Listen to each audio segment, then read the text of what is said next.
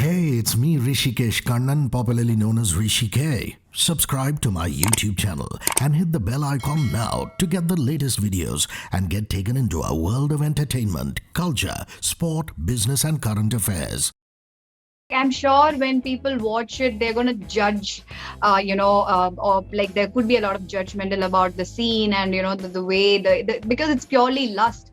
And what I would like to say is, see, when you're, being a husband, okay, being a man, when you think that your wife is cheating on you, and, of course, you won't be imagining your wife, sitting and playing chess with the man, right? Or the man is not going to imagine her playing, doing yoga or anything, because I remember one of my friend, he told me that, the part that she's cheating on me is not what is driving me crazy, but it's the imagination that what she'll be doing with that man.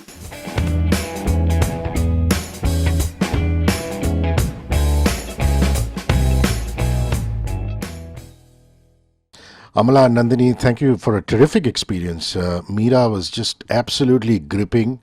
Thank you. I Thank hope you so I much. hope your families and you are safe and healthy. Amala, Thank you. Yes, very much. Yes. all well, Thank you so Nandini. much. Yeah, All right. Thank you. Nandini, I understand that Radhika Anand has written this. So, Yes. your sessions with her, did you have to interact a lot with her, or did you just take the story and do your own thing on it? I mean, what was your modus operandi in this particular film?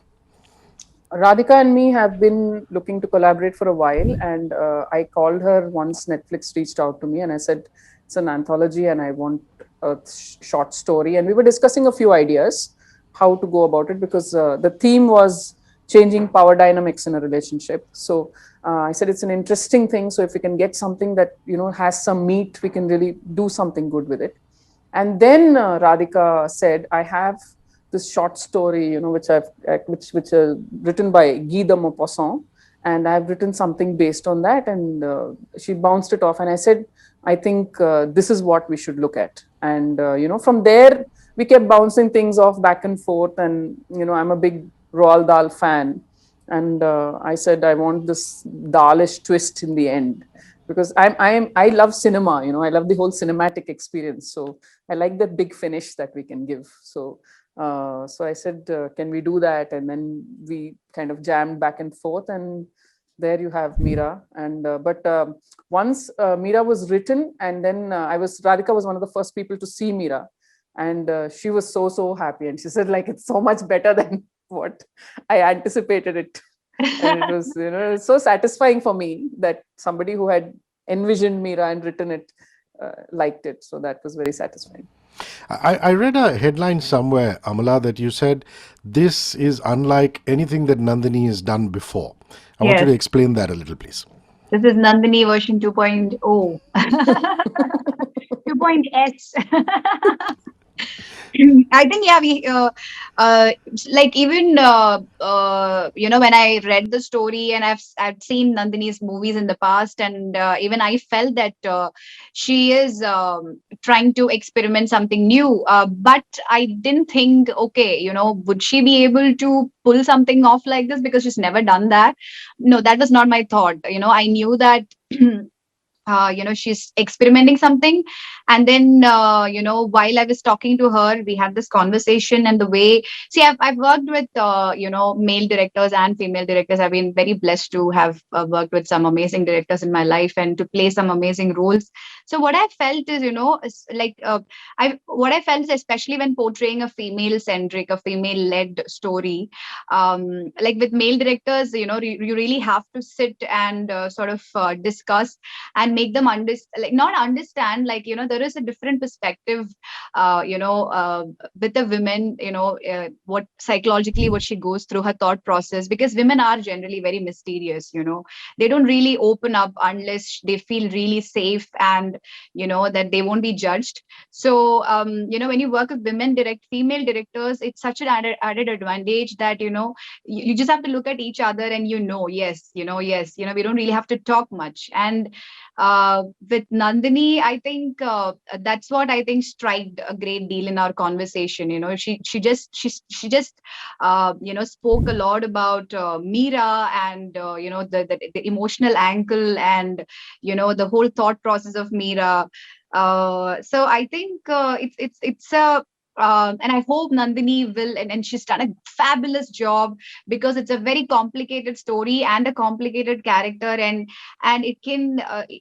there's a very, very, very fine balance of Meera, being judged, and people tend to sympathize with Vishwa more, because in our society it's very normal to treat your wife that way, to abuse your wife. It's very normal. But I think like the screenplay is so well, beautifully done, that like you said, it's an experience, and by the end everybody is, it's very well justified. So I hope Nan- Nandini will take on more such films, and I hope we'll continue our journey also, Nandini. and Nandini, I believe that all women are beautiful, but when you have extraordinarily beautiful women like Samantha and Amala, these are ladies that you worked with. Sometimes it's very important for a director to make the audience go beyond the obvious beauty and the vivaciousness and the sensuality of these phenomenal actresses. And that must be a particular challenge to somebody like you. Talk about that a little bit.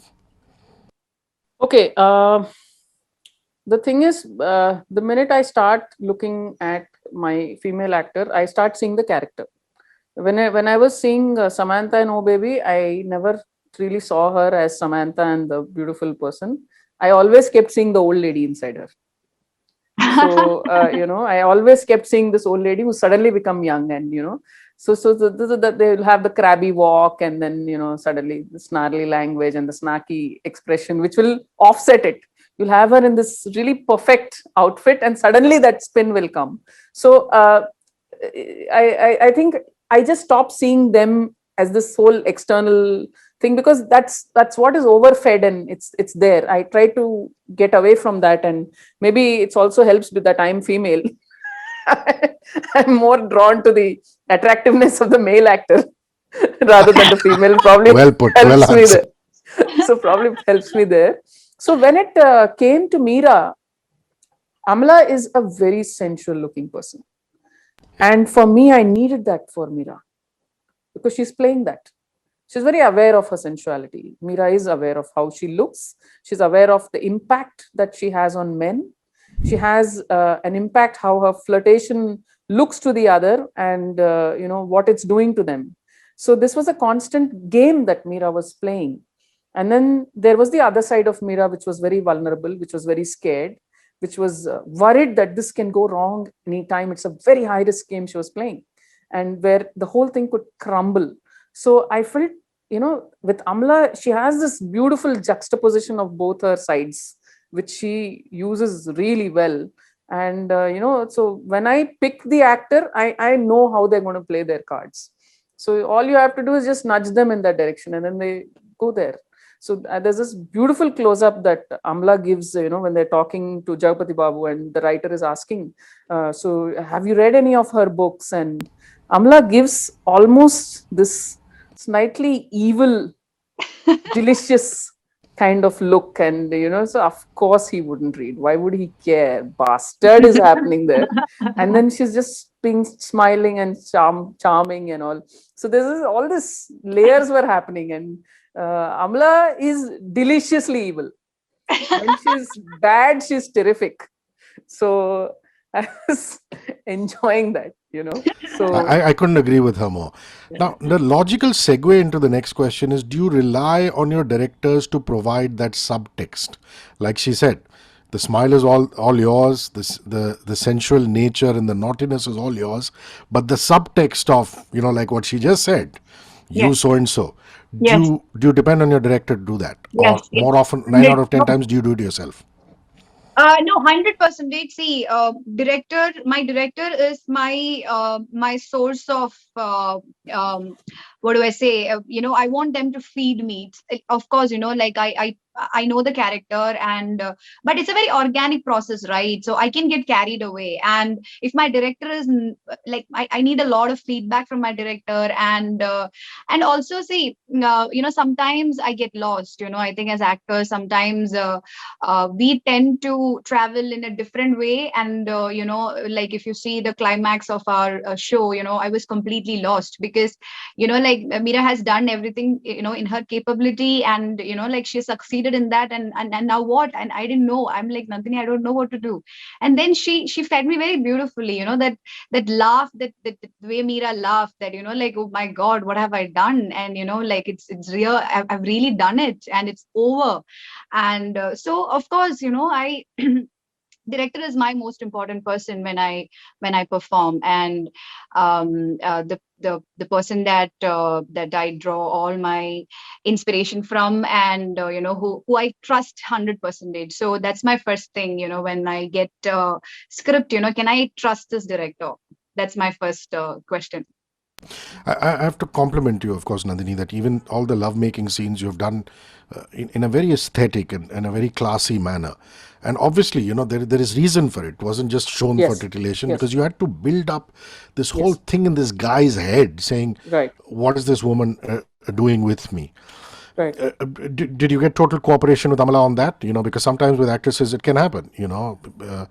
Sensual scenes, lovemaking scenes.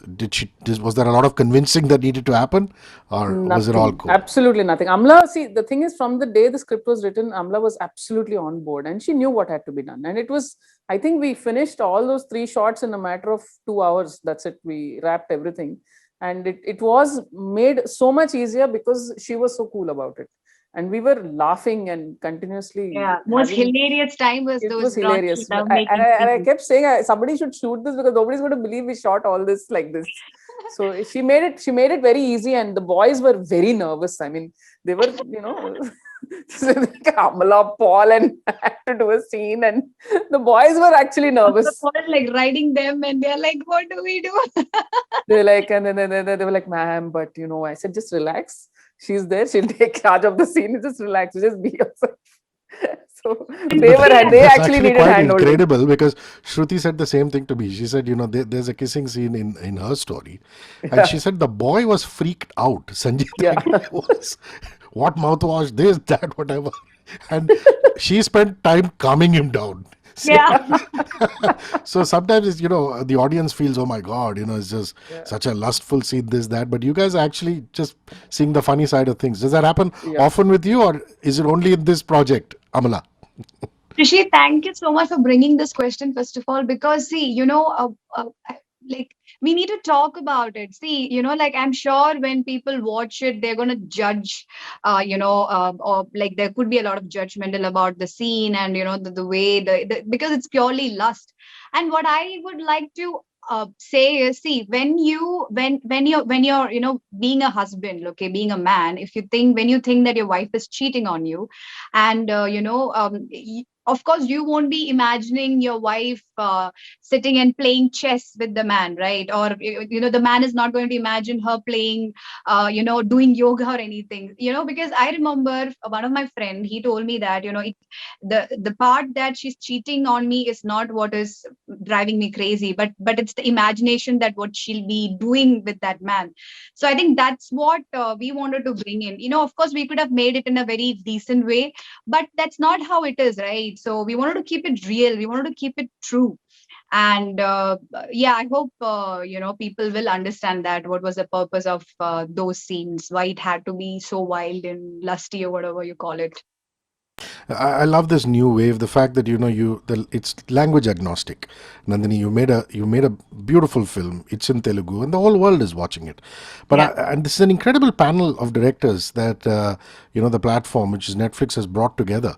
You want to just talk about some of the other directors, and if you've admired their work and how cool you think they are or not? No, definitely. I mean, I've seen all their films. I've known all 3 gentlemen very well. Nagi is a very dear friend. Tarun and me have been friends for a long time. Sankalp also and me have become friends during this time, and they are very accomplished directors.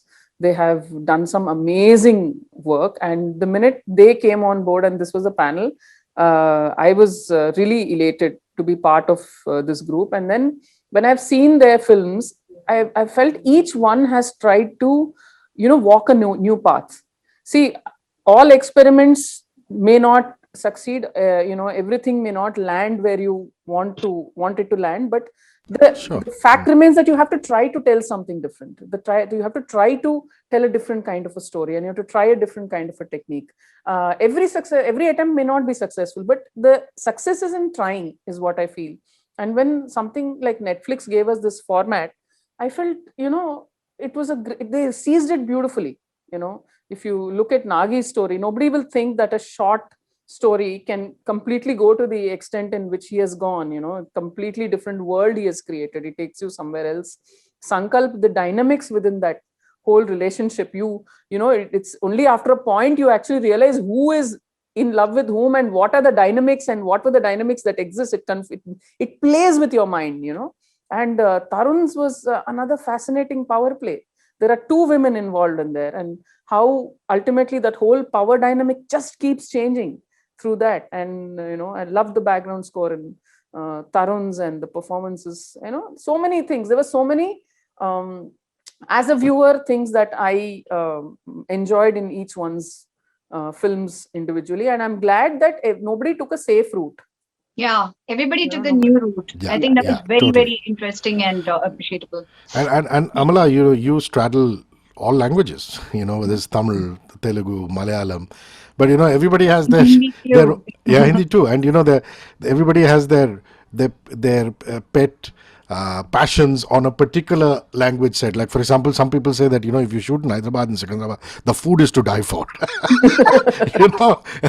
The Telugu set, the food is awesome, or something like that. So to work in Telugu cinema, what appeals to you the most amongst all the other work that you do? In Telugu cinema, um, that's the to be honest, I haven't, like I have done only five mainstream films in Telugu, but still I could. I think other than Idramailato and Love Failure, the other two films were very commercial. So in that two films itself, like the people, the Telugu audience, the kind of respect and love they have given for me, and the fact that now that I can see the social media response, that they're so happy that I'm coming back to Telugu industry. So I think that love Telugu audience, like once they have loved you, I think they always love you, and they look forward to seeing your performance. So, and I'm glad that I started getting a lot of meaty roles now, the kind of roles that I always wanted to do in all industries. But why I stayed away from Telugu industry for a bit was I was not offering much such roles, and I didn't want to be a part of just coming in, doing the heroine part and going. So that way I feel grateful that I can come back to the industry again, and where I'm loved and where I am looked uh, uh, expected, and I can do some the roles and be part of projects that I like. Nandini, these are all difficult parts to cast. Whether it's Amala's part or Jagavati Babu's part, Ashwin's part, were they all your immediate first choice, or did you have to go through a few rounds of casting? Let's start with, of course, Meera's character itself, Amala's character. No, Meera, the minute Meera was written, Amla was the only choice. I mean, if she had said no, I would have probably gone into a TZ, but I just saw Amla completely in Meera. And she has this great nuance as an actor, which can move from sensuous and evil to completely empathetic. That whole barometer she can cross, and in a fraction. And she was a mother in the show, and she was this devious plotting woman. So she had to transcend that whole graph, and I knew she had the acting chops, and it just makes me look better as a director when I cast right. So I take that extra thing. And JB sir was he was there at the back of my mind, but I was like, can we afford him? Will he say yes? All this. And then just some conversation, something randomly he called me up for, and I just kind of dropped it. And he said, of course I'm doing this. What are you talking? And then that was it. So that's how it happened. And Ashwin, I must say, I had to chase him because it was a really small role, but it was very crucial. Yeah, crucial. And I needed somebody who brings that weight to that role, that heft has to come in from the actor, from his screen presence. It could not have just been somebody. And Ashwin is such a brilliant actor, and he's got such an amazing screen presence. Yes, I agree. You needed to believe that this guy exists for Meera. For that whole thing to work out. So I literally kind of begged him that these two get together for the chemistry and exactly. So he was the guy I had to run after. But he's an amazing guy. Amala, my firm belief is that cinema's job is to entertain, and I don't like films which preach to me in the face. But I like films with subliminal messages. I mean, and Meera has a beautiful message without, throwing it to me at the face. Yeah. And I believe that that's important for you too, because often when women want out of a marriage or a relationship, it's not always because of another man. If you could expand on that, I think that's a wonderful way to end this interview. Yeah, I think even if she's bringing another man into it, the reason is not that, but that's the only way she can get out of it. That her husband would finally give her a let go. Even I agree. Even I don't like movies that are like eat your vegetables, that kind of movies. It has to be entertaining, it has to be engaging, and it has to be inspiring. So these three are the qualities that I look at when I do a film. And it's very, end of the day, cinema is a director's medium. I would say, theater is an actor's medium, you can say, but cinema is a director's medium. And it's very, very important, no matter how much amazing the script is, how much fantastic the role is, but end of the day, it's a director's vision. And it's extremely important that to have that sort of trust in that director, when you take such risky roles, that it would come out engaging, entertaining, and inspiring. So you want to add to that, Nandini? Because yes, I feel you've tackled abuse in a very beautiful manner. And most importantly, people who don't speak up about abuse. Right. Her wrist gets cut, but she just kind of lets it go, at least temporarily. Yeah. There's so much that we are talking about in Meera, actually, the marital rapes, domestic abuse, and, power play, violence. And it's not just, and I like the fact that she got this upper middle class vibe to it, because it just doesn't happen in the poor families or the lower middle class families. It happens everywhere. And I think in every relationship, a human being needs to breathe. Yeah. You need to breathe. You need to be alive. And you need to have some sense of self-retained. You cannot keep changing into this other person whom you are required to be constantly, because that will just suffocate you.